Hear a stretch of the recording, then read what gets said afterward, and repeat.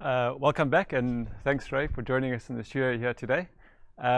Before I do ask Ray his first question, we had a catch-up last week, and what struck me is Ray's passion for organizational culture, ethos, and integrity. Because when I approached today, I have very much an equity background and quite naive in terms of ESG integration in the fixed income space.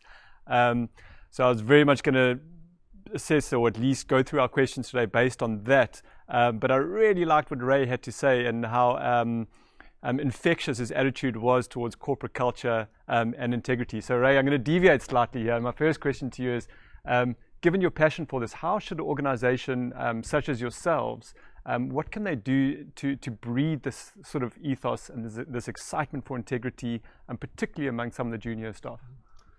Well, thanks, David. In the old days, when I started out in this space, responsible investing was, in our view, common sense, common decency, and common respect for people. So, bringing ESG or the concept of ESG into a place like Taquanta is, I look at the young people today, and we've been through a period, the Zoomer period, and over the last sort of 10 years and stuff, and people.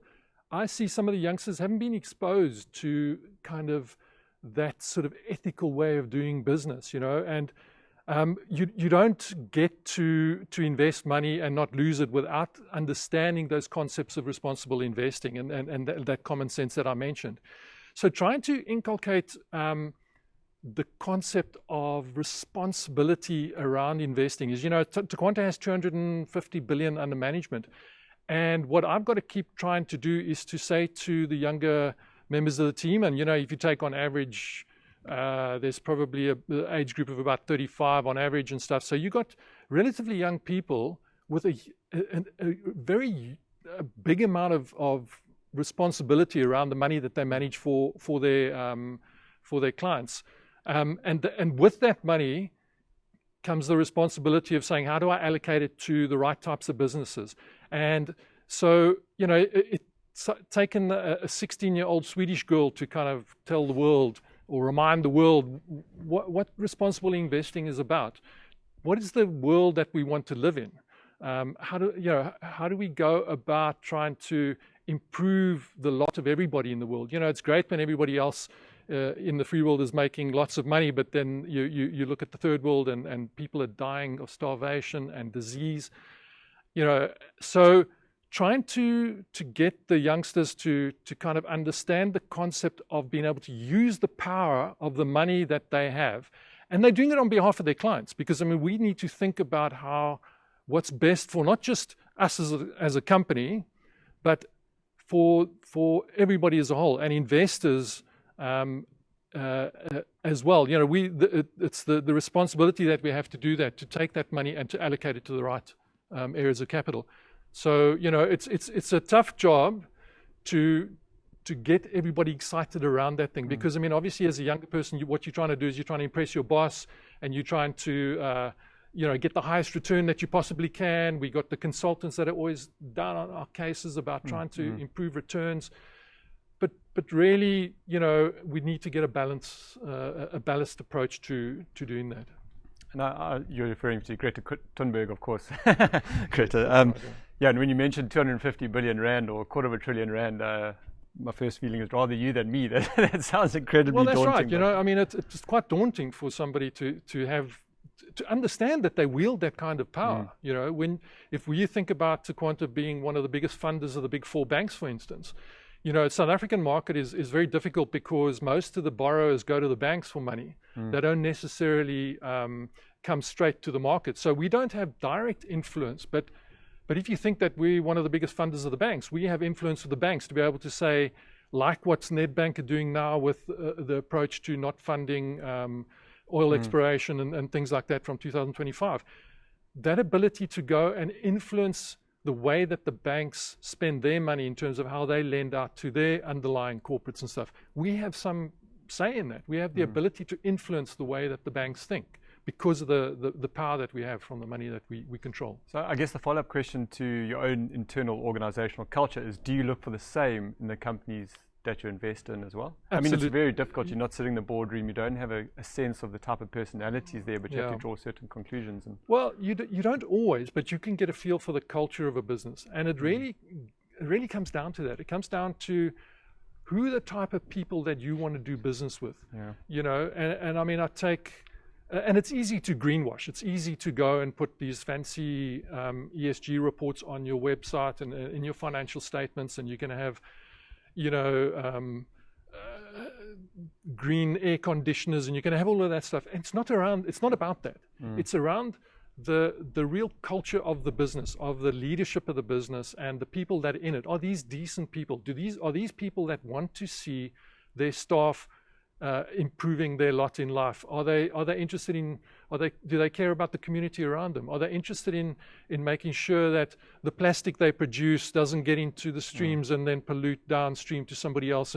But I don't care about that aspect. Those are the sorts of things. So you want to find companies that think the same way that you do, that really care about, you know, all the aspects of responsible investing. So you very much spoke to I guess, governance and the qualitative nature of governance, but I mentioned earlier I'm coming more from an equity side. So in terms of fixed income, how do you assess the full kind of ESG risk associated with that credit? Because I mean, some of it is so incredibly qualitative. Yeah. So, you know, as I said before, you know, it formed part of the credit process within a company like ours, especially in the fixed income space. So we don't have the ability to go and fire the directors or go and change any of the policies at an AGM because we don't have a vote. But we do have the ability to not fund somebody and create a situation where their cost of funding might be increasing, and then their shareholders will put that pressure onto them. Yeah, kind of. I mean, it's kind of leading to my next question. I mean, so we had Bruce on before who spoke about Nedbank and their energy policy, which I think they produced a couple of weeks ago, talking about how they're looking to phase out coal lending and focus more on renewables. But reporting in the banking space has been typically quite good in South Africa. But some corporates maybe don't report enough in terms of their sustainability risks and opportunities. So how do you, or what examples of companies have you had where maybe they don't report sufficiently in your view, and what has your approach been to those companies? Maybe a couple of examples, and you can name and shame them. No, try not to do that. We do have relationships with people, but yeah, you're right. You know, unfortunately in South Africa, like I said before, a lot of the companies borrow from the bank, so we don't get to see a lot of that detail. But the companies that are listed on the JSE, for instance, they have been very good. I've seen a massive change in the last 10 years in terms of what companies are trying to do and their reporting. But if you come back to sort of a real typical example at the moment, for instance, an Eskom. So an Eskom is something that we can't do without. So it's something that has to be funded. We can't responsibly not fund an Eskom. It just is, you know, unthinkable. So, but how do we do that? And, you know, my issue is with government, for instance, is that there are governance processes in a place like Eskom that should have been changed years ago, and all the SOEs for that matter.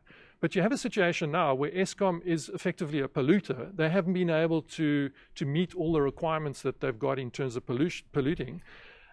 But, you know, and they need funding. So we got a situation where at some point or other something has to change. And I think it's going to change from the aspect of all the fund managers have been withholding funding for an Eskom. And the only way that's going to change is to have the ability, like with, you know, as Bruce was mentioning with green bonds, was that ability to pick where you fund and how you fund. So I foresee a situation where an Eskom per se itself is not funded, but where we have the ability for investors to be able to pool their money together with government money to be able to direct that money responsibly around particular projects. So we won't necessarily be putting money into, you know, coal-powered fire stations or the increase in those. We might then use it for more renewables. So the government won't have any option but to be able to use the money that comes from asset managers to be able to spend it on renewables. Yeah, absolutely. I think rule of thumb is South Africa emits somewhere between 400 and 500 million tons CO2, and Eskom is roughly half of that, I think just north of half of that. So you're right, the just transition in terms of our energy production is incredibly important for the climate discussion here in SA. And then my final question to you is, because in the responsible investment space, we always like to push harder and there is always room to move. What are Taquanta doing internally in terms of progressing their own journey? So, I mean, we have to look at ourselves as a company, and it's something that's important to us as individuals in a company running our own company, as well as looking as to what we do for our clients. So internally, we look at our board, for instance. So for instance, on our board of directors, we have majority black female directors, and it's majority black directors in the South African environment that is appropriate, we think. And that then we pass that through down the business in terms of staff. But then, if we look at what ESG requires, there's so many companies out there. It's all around information. I cannot assess whether a company is doing better than another company unless I have information. So one of the projects that we're busy with at the moment is joint venturing with a specialist ESG company that goes out and does research. And it's not, I've seen a lot of products out there where you have an international company that does have skills in this place and they can analyze financial statements and look at the details. But I think in a South African environment, we need kind of guys who can come and work on the ground, go kick the tires, understand the culture of management, understand the ethics behind that, understand the connection within the South African environment. Because, sometimes it's very difficult to eliminate an issue completely. We'd eliminate pretty much everybody if you had to take it on some sort of scandal or something like that. So we have to work with what we've got, and having people on the ground is what we're working with, is to get that kind of level of information, which we as a small company can't do ourselves, is to go and try and get that information from them so that we can work with good information. And then when we make decisions, we can make good decisions and spend that money responsibly, on behalf of our clients. Thank you so much, Ray. I think that's all we have time for, but I'm very glad you mentioned the diversity of your board, and I'm sure you dialed into our responsible investment. I think you said you did actually, our conference or summit a couple of weeks ago, speaking specifically about diversity and inclusion. So thanks so much for your time this morning, and withstanding all our COVID regulations as you entered the building, and take care and enjoy the rest of your morning. Thanks, David.